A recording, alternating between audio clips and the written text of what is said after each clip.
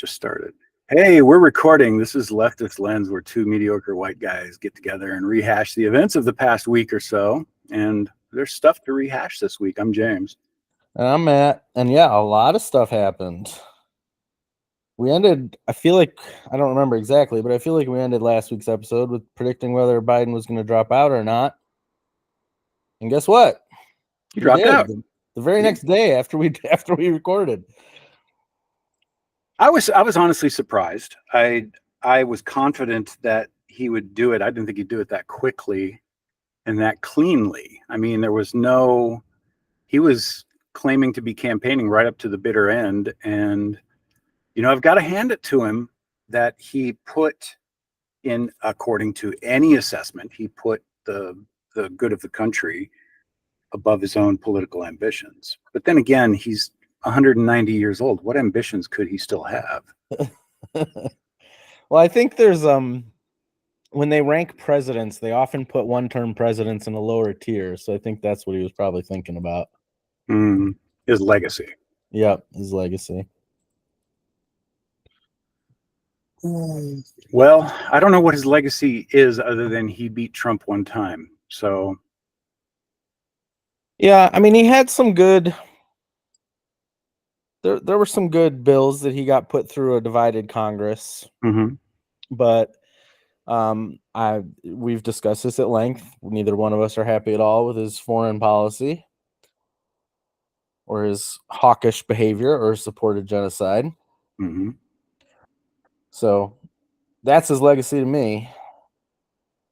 Because I would have preferred, and this is what I think is going to happen with Harris being the heir apparent to this process. I never had any impression once she was given the momentum that she was going to do anything other than get out there and push the legacy of Joe Biden and the policies of Joe Biden. Now, that being said, she has stated some things differently from what his policies have clearly been, and those things regarding Gaza. What else was there that she mentioned? Hang on. Where is that webpage? All right. So she did say that there needs to be a permanent and lasting ceasefire in Gaza. She did speak out against Netanyahu's visit to Congress. She boycotted it. I don't know that she spoke out against it. Well, how did she boycott it? What does that even mean? She didn't. She's the president of the Senate, or she's I don't know what they call her. She's the head of the Senate. The vice president is the Speaker of the House. In the Senate, it's the vice president that has that role. So okay. she's part of Congress too, and would have been expected to be there, not just be there, but preside over it, introduce him and stuff like that. And she didn't. She didn't even go. And did she say why? Not that I'm aware of. There were almost maybe just over 100 people that didn't go. I saw Rashida Tlaib sitting in the stands, and it was a different tact. Yeah, I applaud her for being there and standing up to him in whatever way she could, because there was a threat from what's his name, the Speaker of the House, that if anything gets out of hand, members of Congress will be arrested for speaking against the visiting speaker. And she held up a sign that said "war criminal" throughout most of it. Yeah, and the cameras caught it, and the cameras displayed it, and you know, so, and Mike, what's his name? Johnson. It's the most bland name you can have. All right, the most white man name ever. Didn't do a damn thing. So nope. That's probably to his credit, because it would have really rebounded on him badly. Yeah, I will say that she was talking about Vice President Kamala Harris. She said in an interview, I don't know if it was 60 Minutes or what, but she said in an interview several months ago that there should be a permanent ceasefire, and she said that before anyone else. I remember it was big news when it happened. We probably actually talked about it, because you know, you had Blinken, wouldn't say that. Biden wouldn't say that. Nobody was saying that. Actually, nobody is still saying that, but she said it. She said it months ago. Mm-hmm. But one thing I want to talk about, I feel like because she boycotted Netanyahu's thing, but then she met with him privately. And her comments after that were like, I gave him a talking to. We want him to limit civilian deaths. There's too many. But I always support Israel's right to defend itself. How much bullshit? What are they defending itself from at this point? Yeah, that argument has no merit whatsoever, even from just a semantic and logistical perspective. It's a falsehood that has been bought into by too much of the world. They are an illegal occupying force, and it is incumbent upon those being occupied to resist the occupation by any means necessary. And that is exactly what has been going on for 80 plus years. Yep. But they won't acknowledge that.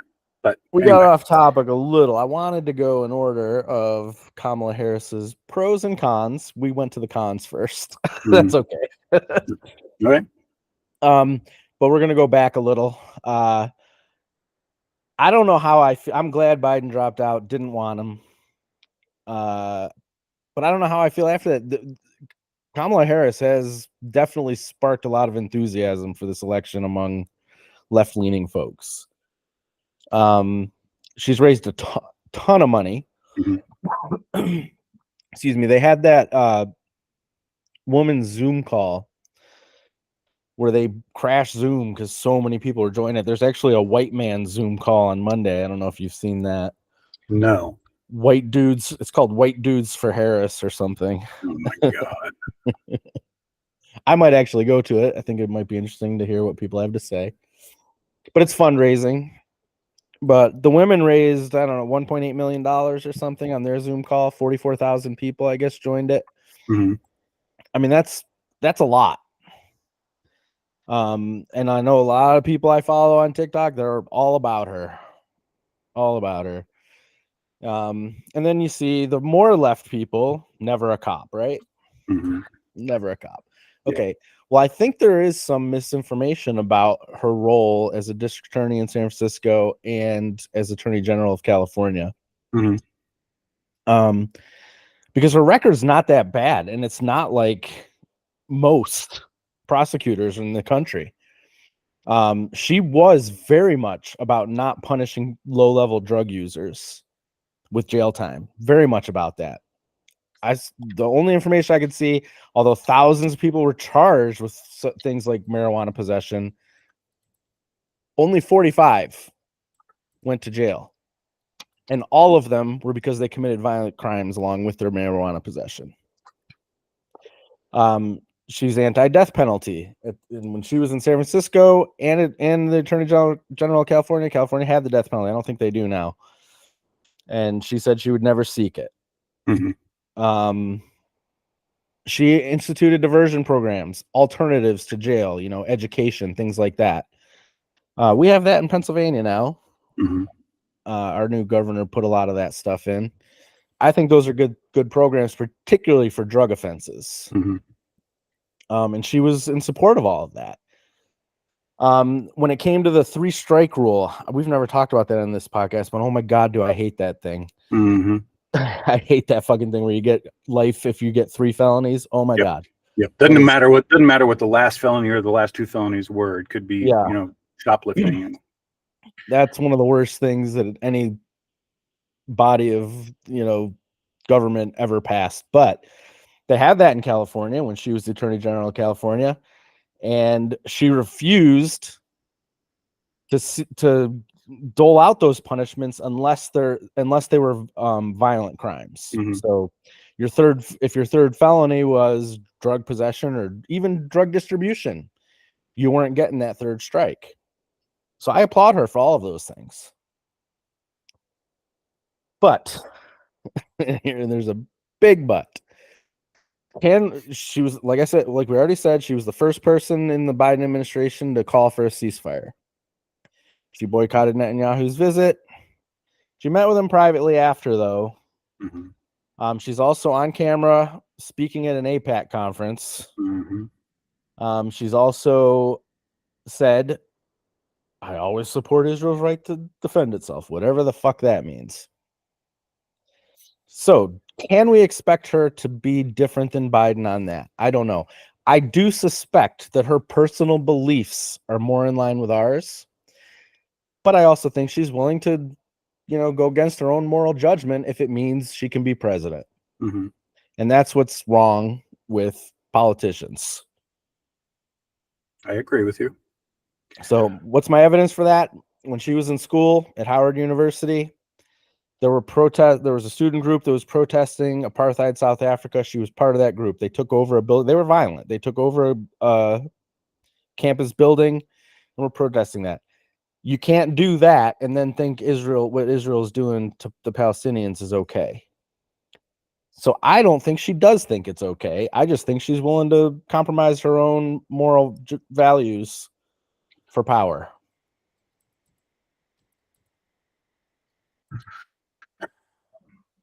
All right. So here's my take. And this is going to disappoint some people. We're not going to get the perfect candidate. We're not going to get the candidate that ticks all the boxes for us. That candidate doesn't even exist. Even if we got somebody like, as the nominee for the Democratic Party, somebody like Jill Stein or Katrina, what's her name, for the Socialist Party, they would be impotent in terms of having a party to back them on their policies, and there would be less getting done. And that's not necessarily a bad thing. A government that's doing less in some regards is something to be sought. But we're not going to get the perfect candidate. So what we have here is the decrepit old man is out. His protege is in.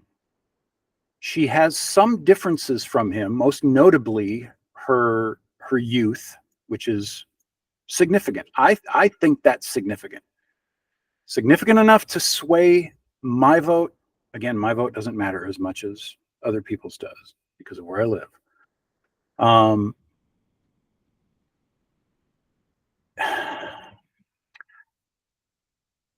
I don't think it gets any better than this right now.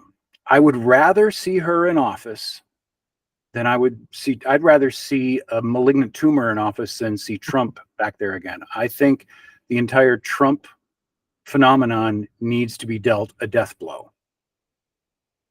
And this might be the only way to do that. And I think we can live with 4 or 8 years of Kamala Harris as president.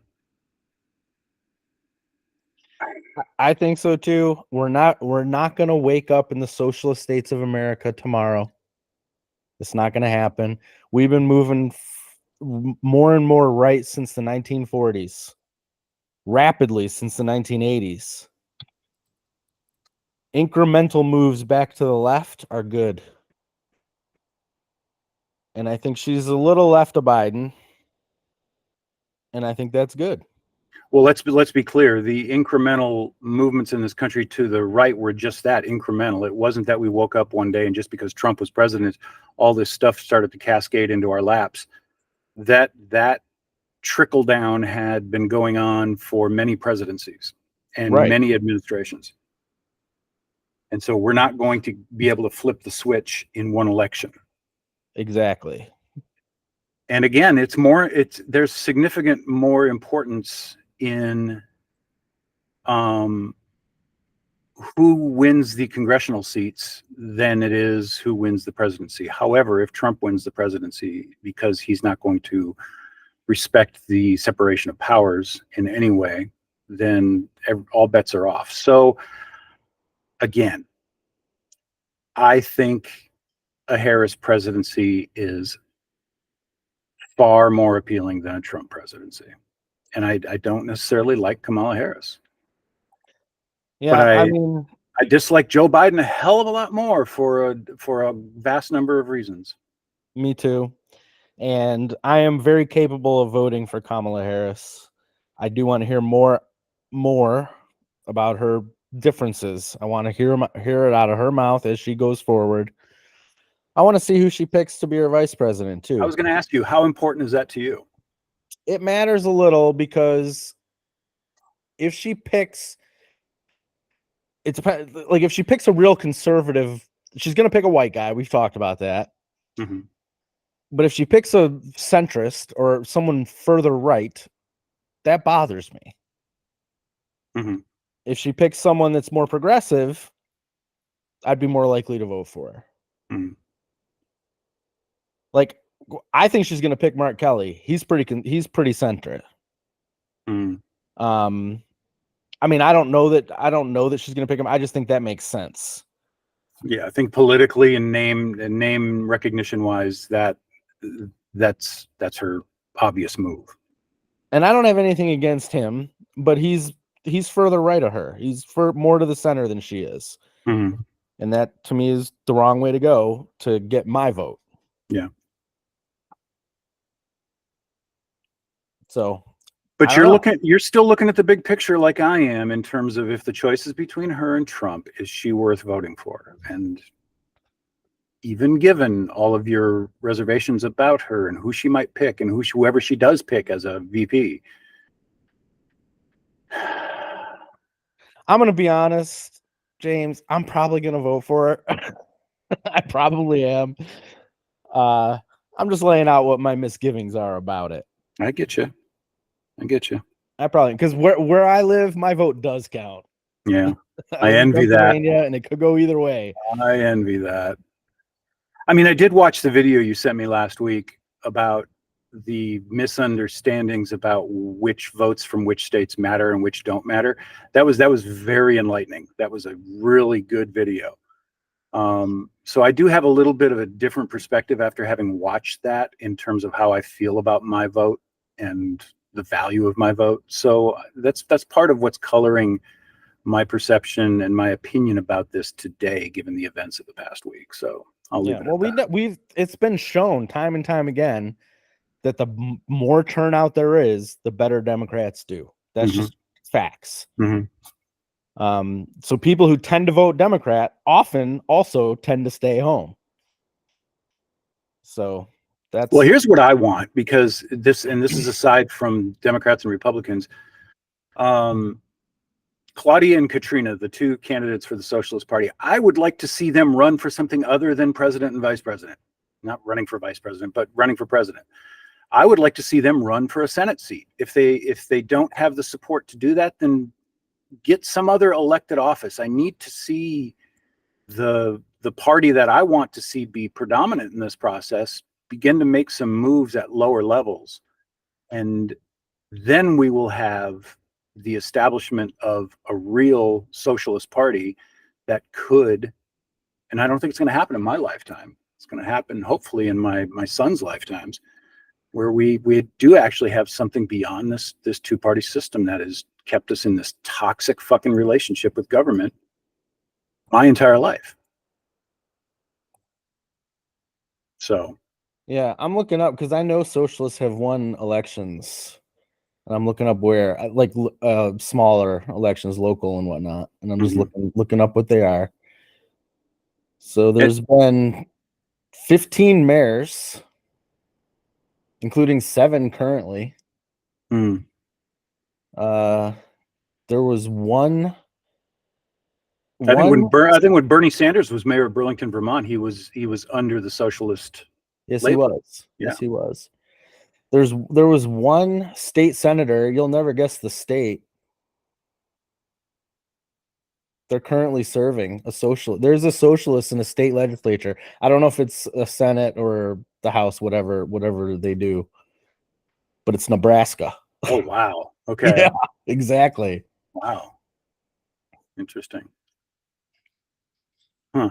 So yeah, socialists have won elections, smaller elections. I don't know if I'm ready for a socialist senator. I don't know what state would give us one. Or maybe a governor. Vermont, actually. Yeah, or a governor.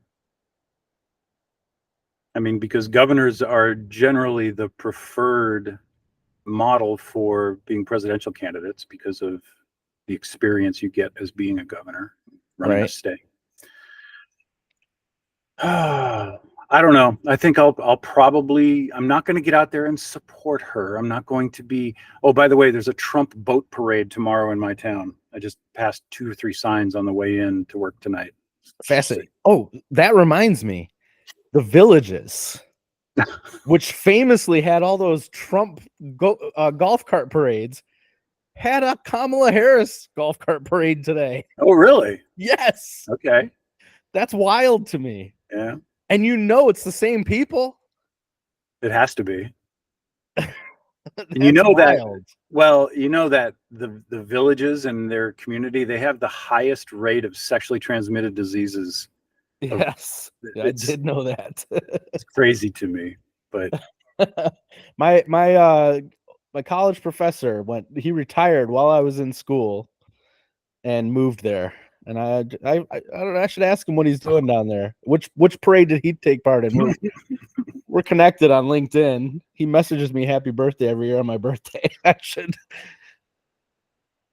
ask him. Which parade did you go to? He was an accounting professor, so I could guess he's probably a Trump guy. Probably. But whatever. Maybe not anymore. A lot of people who voted for him in 2020, I think, are not as interested this time. But then there's also people that probably didn't vote in 2020 that are interested this time. I don't know. Well, I think the Trump campaign has been reeling from I don't think they ever believed that Biden was going to drop out, first of all. They clearly weren't prepared for it. They weren't. They weren't. And I saw somebody on TikTok talking about how ridiculous it is that the Republican Party is not prepared for this, because they should have been looking at every possibility and had a dossier on every potential person who may sweep in there at the last minute and be the nominee instead of Biden. And they didn't, because they were so confident, and the mouthpiece for their party would probably not even have comprehension or have the ability to juggle different people's names and agendas and policies and so forth. Which I haven't heard Trump speak once about policies that Kamala Harris has supported or not supported. It's all been ad hom and personal attacks and just absolutely ridiculous points. Well, they're crushing her on the borders thing, which is something they made up. Yeah. But she was tasked with figuring out why people were wanting to migrate. Yes. And how to mitigate that. Yep. She went to Central American countries to talk with leaders there and people in power to find out what the dynamic was and come back with some feedback, some ideas, a plan. Which, quite frankly, that's good experience for a president. Absolutely. Although I don't know what she accomplished, because they're still coming. But yeah, I don't know either. I'd like to see what she came back with and what was presented to Homeland Security and the president as a result of those visits that she made. But I don't know that we ever will. But there was enough foresight to. Now, she was tasked with that as a senator or as VP? As VP. Okay. Even more then, that there, whatever she came back with in regard to that, I would like to see what that was and what was done with it. I agree. I don't know what policies of Biden's reflect anything that she would have found out or discovered or surmised from those visits, but it would be good to know. Yeah, but I don't know. My mind's just, my ADHD brain is just going places. Going back to the excitement in the Democratic Party. Have you seen it flip this much so quickly before?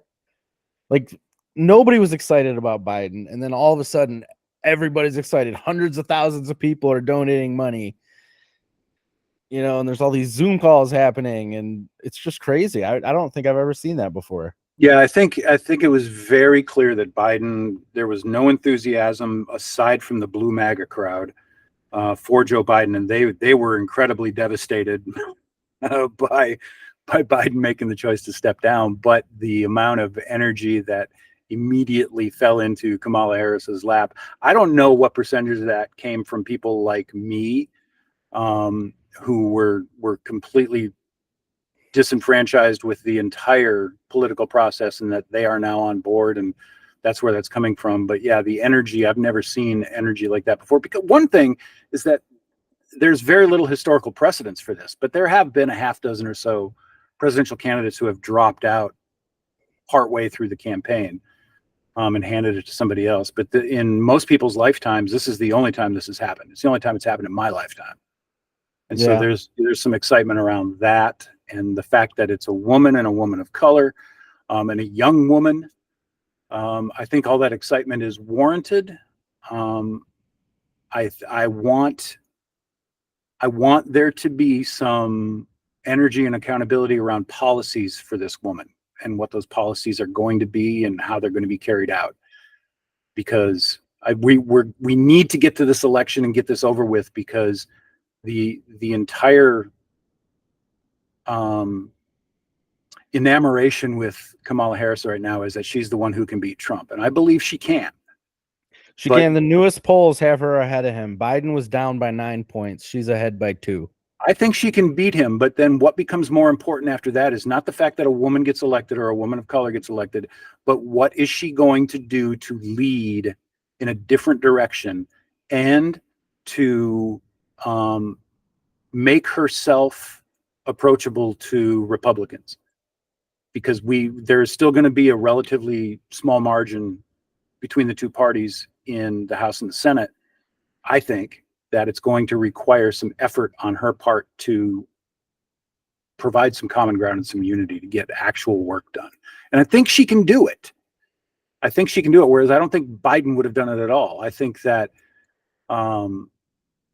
first of all, we know that when this election comes, regardless of the margin by which she wins, the Republicans have staged numerous dozens of lawsuits already that they're going to file in swing states to try to slow this process down. I think if she wins by an absolute landslide, they're probably not going to push those lawsuits. But if she wins by anything less than a 5% margin, it's going to be a clusterfuck anyway. And we know that that's coming regardless. I think it would have. Yeah, but none of that makes sense, man. Judges have to throw that shit right out. Which they did when Trump filed that shit, yes, and they probably will. But it takes time, and it's going to raise questions, and it's going to rattle the trailer park base of the Republican Party to cause problems and do bad things. And the only legal problem I see, and I'm not a lawyer, but there are lawsuits being filed right now about her taking Biden's campaign money. And I don't think she could have done that if she wasn't already on the ticket. I don't feel like you can do that. I think you have to turn it back to the donors. But because she was on the ticket, she just took it. Like, it's my money now, bitch.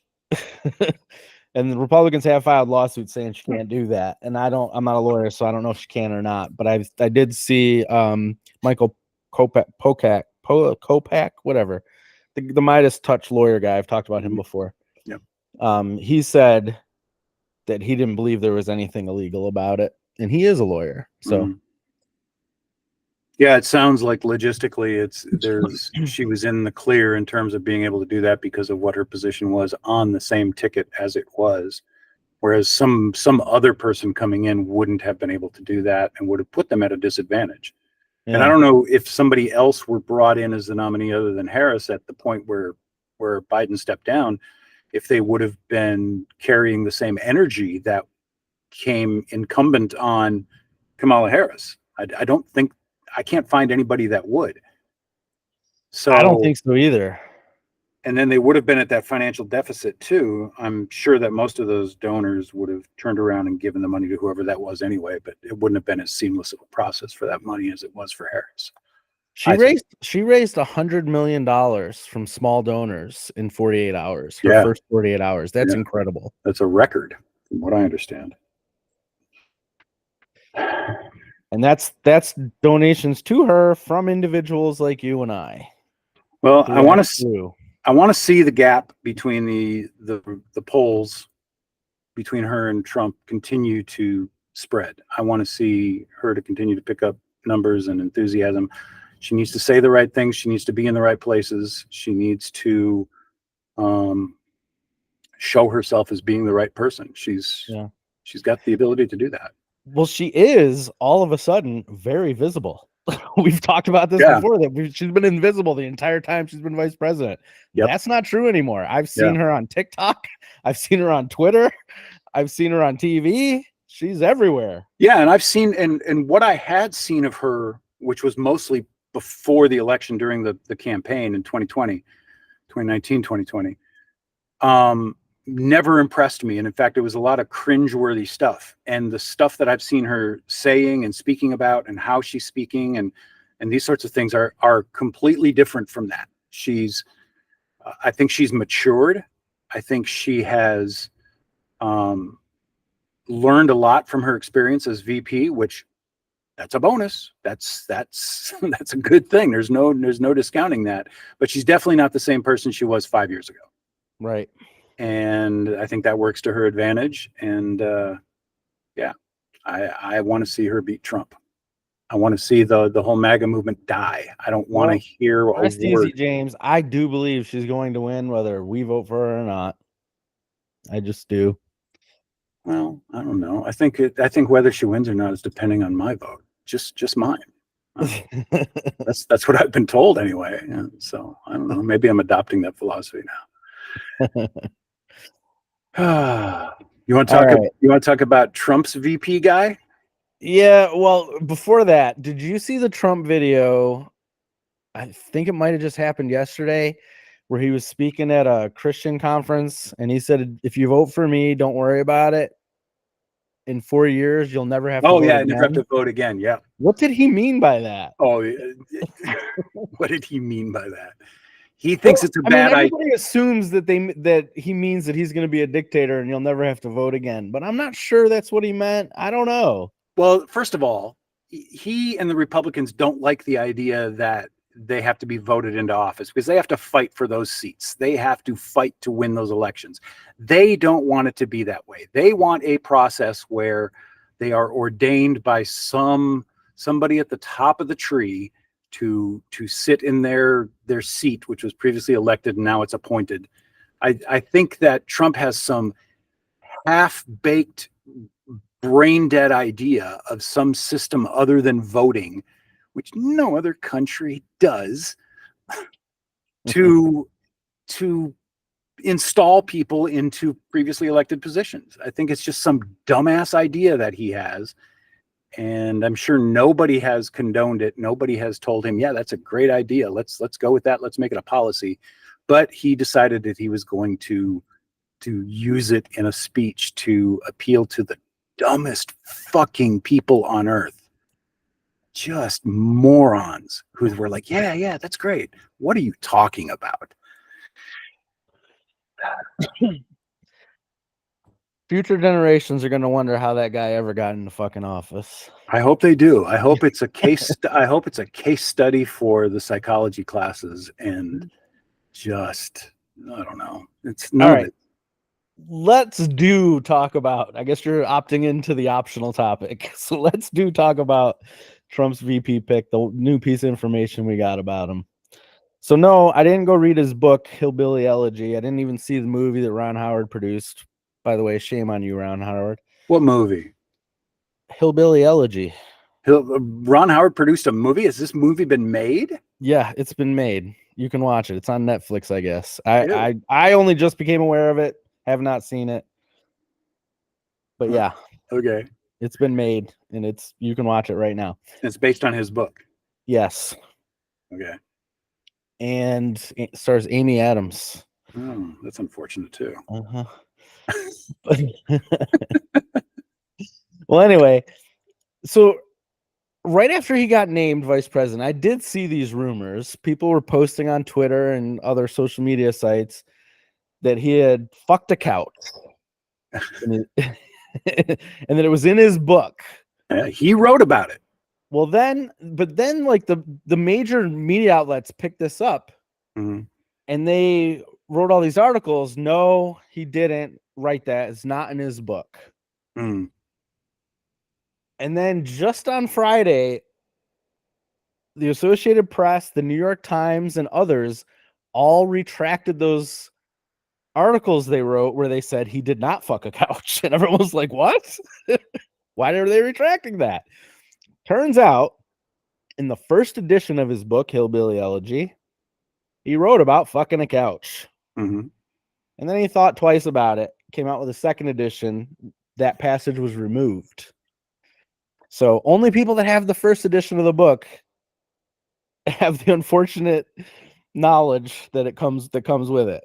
I'm heading straight to eBay after this podcast to find a first edition of that book. I'm not even kidding. All right, I do have something to say about this though. I don't know what the time frame was, but if he was a teenager and he fucked a couch, are we really going to shit on him for that? No, I'm not.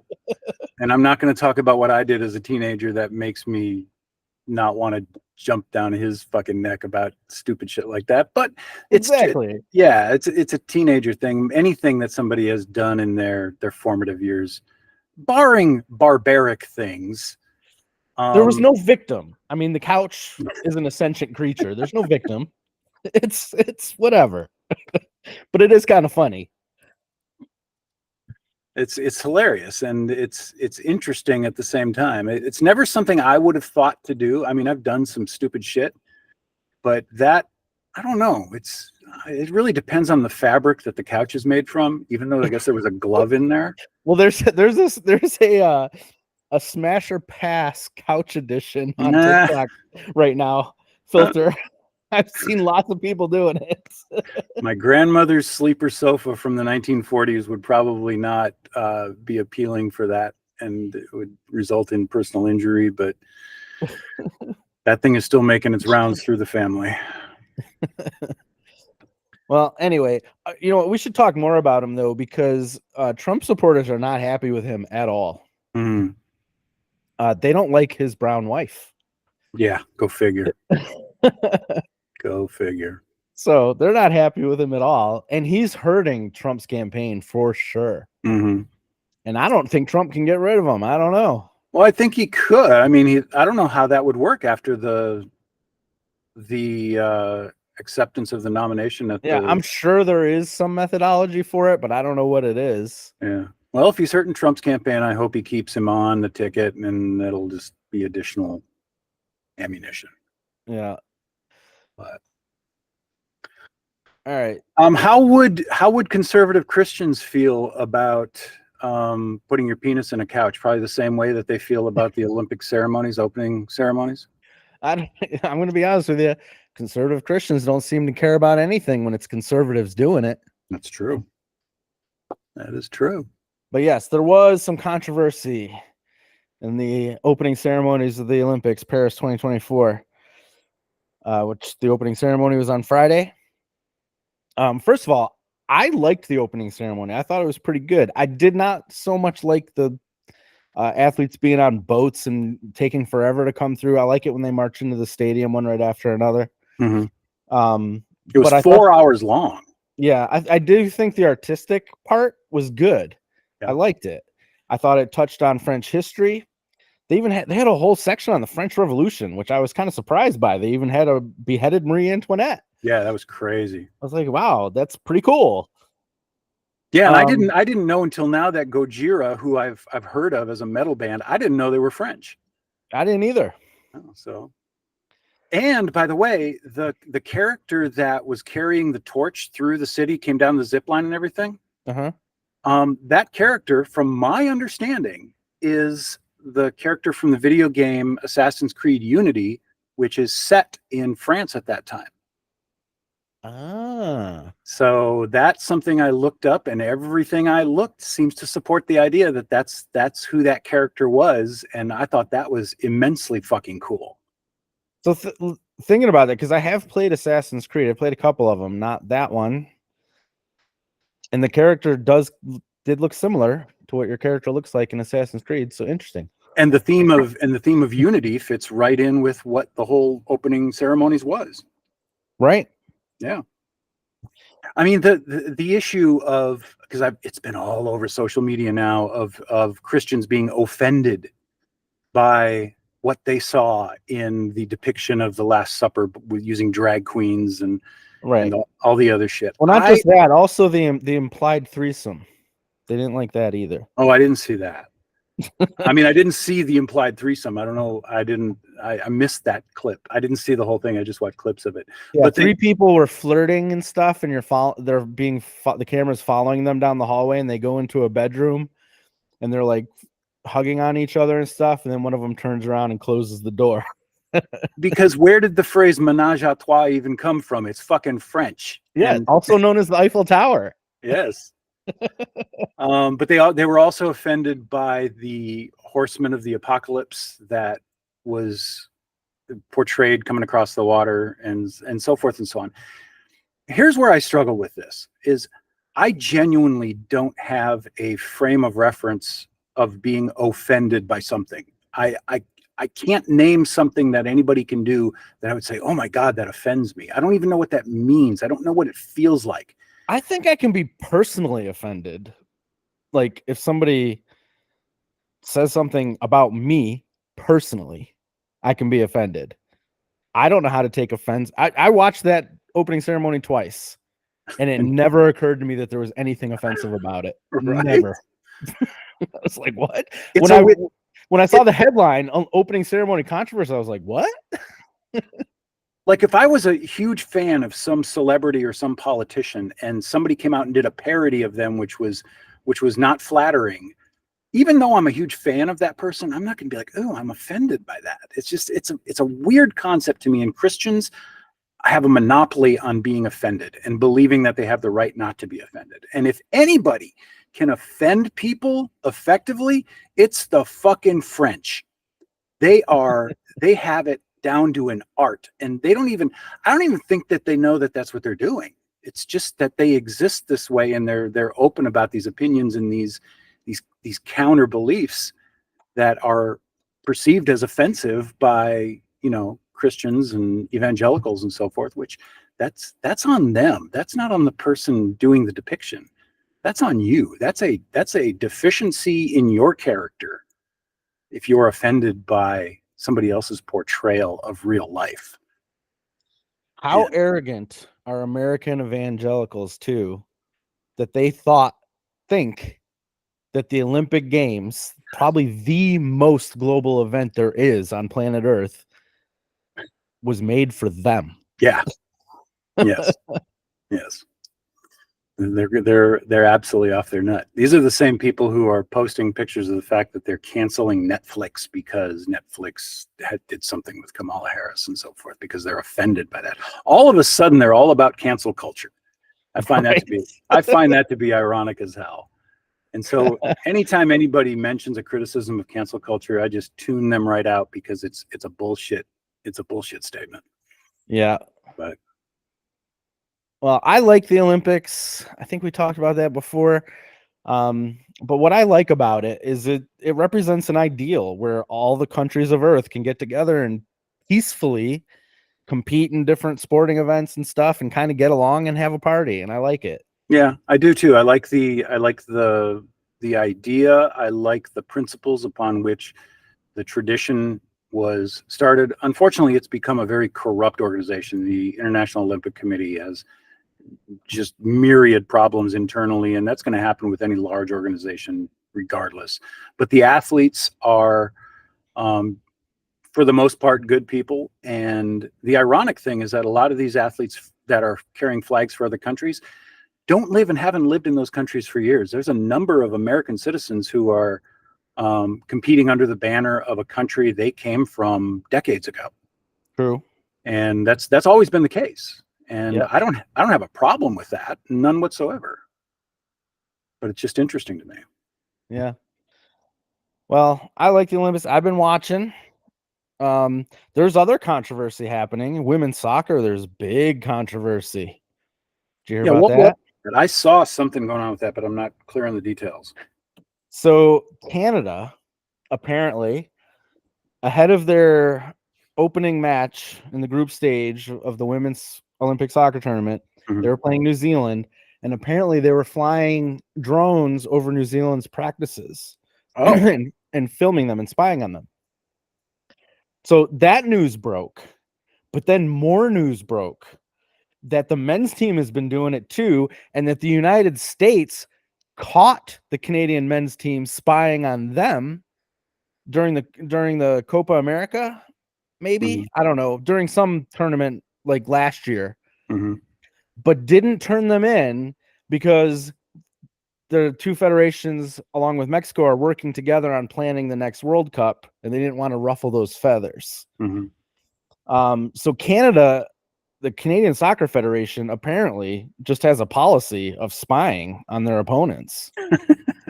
Well, the punishment came down today from FIFA, and Canadian women's head coach and 2 assistant coaches have been banned from the sport for 1 year. And their team in the Olympics got 6 points subtracted from their total in the group stage. Wow. So it's gonna be tough for them to move on out of the group stage, because if they win all 3 games, they're only gonna have 3 points.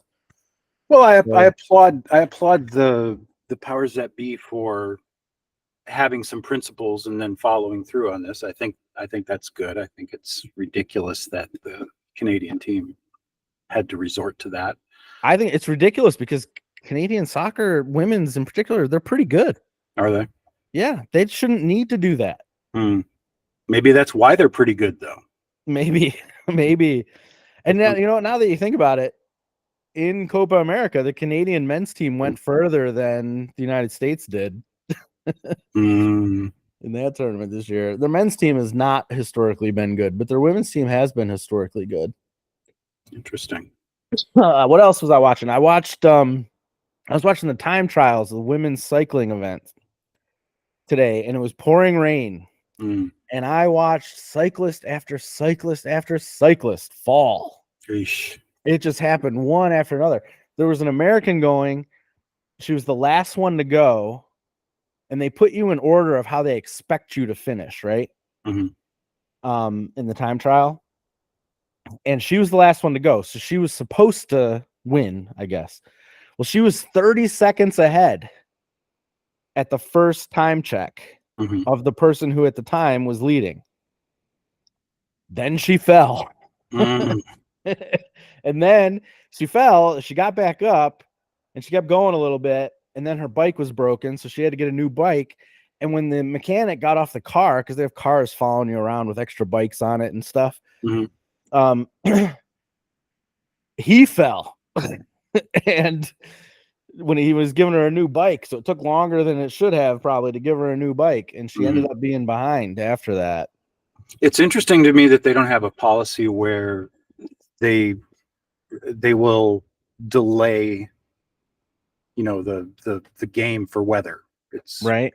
That's just interesting to me. Yeah, I don't. Cycling's not a sport I usually pay attention to. I did pay attention to it when Lance Armstrong was cheating his way to all those Tour de France titles with his super steroid testicles. Yeah. Yes, and then I did. Other than that, I pay attention to it occasionally when it's an Olympics. That's it. Other than that, I don't know that much about it.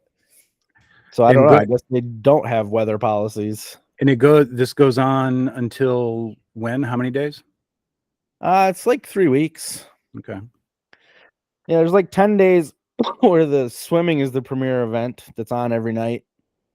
And then there's 10 days or so when the track and field events are on every night. And that's the main event. That's how I mean, there's other events happening all through that.